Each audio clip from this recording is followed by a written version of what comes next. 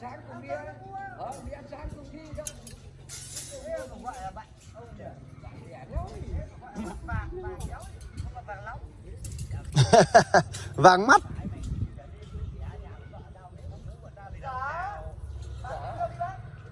Lại không bẻ vải không sao, làm chung lại đẻ đến ăn khói.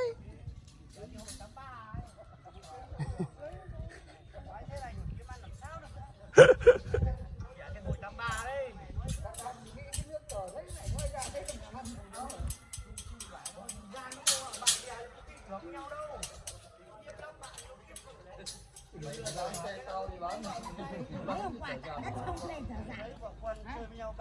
Họ mới ăn cao thôi.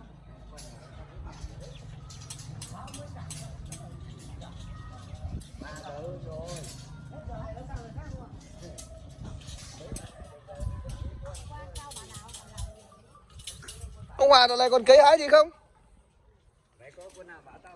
Hôm nay ông cứ dã thẳng con 11 chứ con. 11 à? Đúng rồi. Ông cứ đóng thẳng con đấy cho con.